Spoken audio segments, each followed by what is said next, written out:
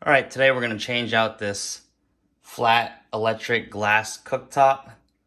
This one happens to be probably around 15 to 20 years old. The knobs are breaking, a lot of scratches and stains, and it's just time to upgrade it. It's a real simple process. The first thing you want to do is go down and verify what's in your fuse panel. You have to at least have 30 to 40 amps normally for these things and the proper wire. So we'll head down there and take a look at it. All right, so the first thing we're gonna do is go ahead and find the fuse or the circuit breaker, and 22 and 24 right there, the cooktop is a 60 amp. Normally they're 30 to 40, so we're gonna check that and probably change it out. But we're gonna switch it off, and then we're gonna go back and test for power up at the actual stove. All right, we are going to verify that there is no power by turning one of the burners on, and none of the surface hot lights turn on. So this has no power to it right now. We can go ahead and proceed. All right, most of the time underneath the stove, you'll have access by some cabinetry. If not, the stove should be able to be lifted up a little bit to get down and access the electrical wiring. Which you see there, we have a whip cable that comes down. And you're going to have to check your local codes. Most places are going to need some type of a junction box where everything comes in. So what we're going to be working with is just popping this stove out. Most of the time, they're just set down into their recessed pockets or wherever they are.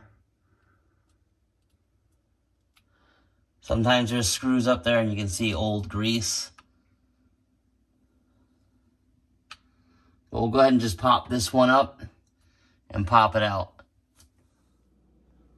All right, as you can see here, we have the stove leaned up inside the cavity here.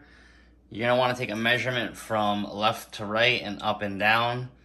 In this case, we had 28.5 inches across and about 19.5 up and down. That means that this is a 30-inch range stove. So make sure you measure your opening, because you have to have a minimum distance in order for these stoves to install, as well as the thickness here, how thick they are. You got to have all that space down there. So the 30-inch range is between 28 and like 5/8 and 28 and a quarter. So we have enough room in here to install it. We're gonna go ahead and disconnect the electrical whip there and get this entire stove out of here. All right, once you get the stove out, make sure you clean everything up.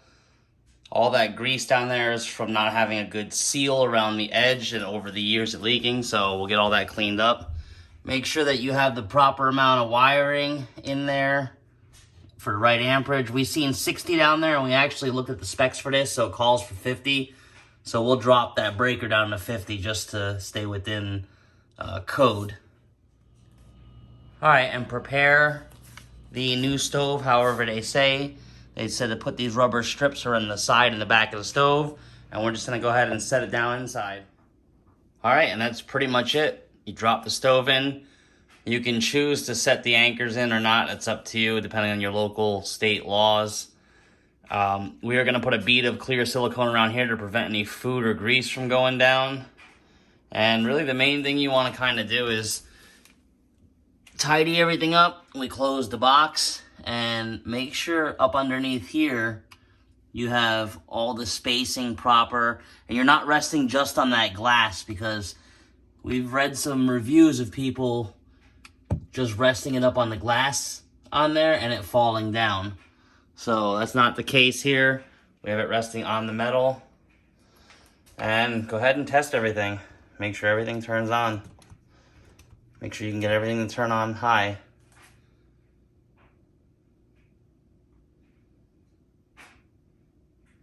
All right, everything comes on perfectly. So this install should take you no longer than about an hour or so. Real easy to do. Hope this helps. Thanks for watching. Please subscribe.